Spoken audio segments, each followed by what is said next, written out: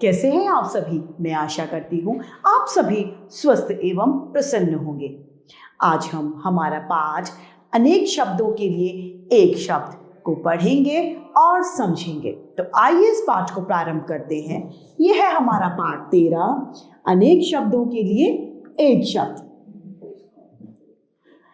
बहुत सारी बार ऐसा होता है कि हम बहुत सारे शब्द ना बोलकर एक वाक्य में ही समझा देते हैं।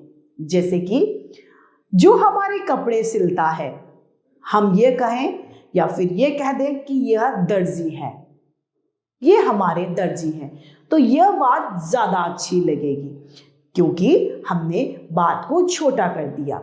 अतः अपनी बात को सुंदर और प्रभावी बनाने के लिए अनेक शब्दों में एक शब्द का प्रयोग किया जाता है। आइए यहाँ पर पढ़ते हैं।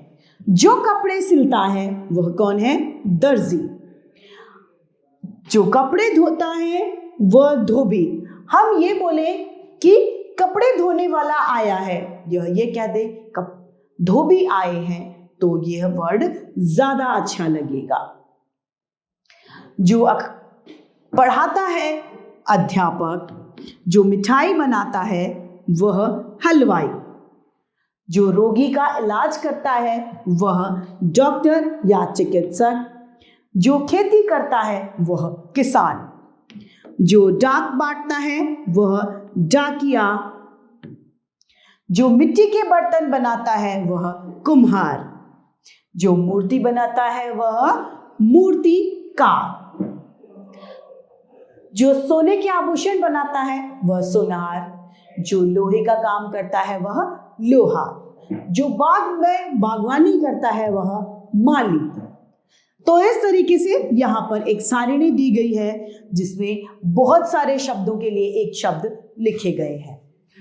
जो देश की रक्षा करता है वह है सैनिक, जो सेवा करता है वह है सेवक, जो साथ में पढ़ता है वह सहपाठी, जो साथ में कार्य करता है वह सहकर्मी, जो पेड़ पौधों को पानी देता है वह माली, जो चित्र बनाता है वह चित्रकार, जिसके हृदय में दया हो वह दयालु, जिसके हृदय में दया ना हो वह निर्दयी, जिसके माता पिता ना हो वह अनाथ, जो बाल काटता है वह नाई, जो गाना गाता है वह गायक, जो गांव में रहता है वह ग्रामीण, जो शहर में रहता है वह शहरी, जो वर्ष में एक बार होता है वह वार्षिक, जो सप्ताह में एक बार होता है वह साप्ताहिक, जो महीने में एक बार होता है वह मासिक, जो परिश्रम करता है वह परिश्रमी, जिसे किसी का भय ना हो वह निर्भय, जिसके पास धन ना हो वह निर्धन, जिसके पास धन हो वह धनी, जो पूजा करता है वह पुजारी, जो दिखाई देता है, जो दिखाई न दे वो अदृश्य, जो दिखाई दे वह दृश्य, जो सदा सच बोलता है वह सत्यवादी, जो ईश्वर में आस्था रखता है वह आस्तिक, जो ईश्वर में आशा नहीं रखता वह नास्तिक। इस तरीके से हम बहुत सारे शब्दों के लिए एक शब्द का प्रयोग करते हैं ताकि हमारी भाषा सुंदर और प्रभावपूर्ण बनी रहे। तो इस तरीके से हमारा यह पाठ समाप्त होता है।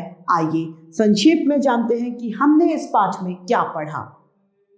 भाषा को सुंदर रूप देने के लिए अनेक शब्दों के लिए एक शब्द का प्रयोग किया जाता है।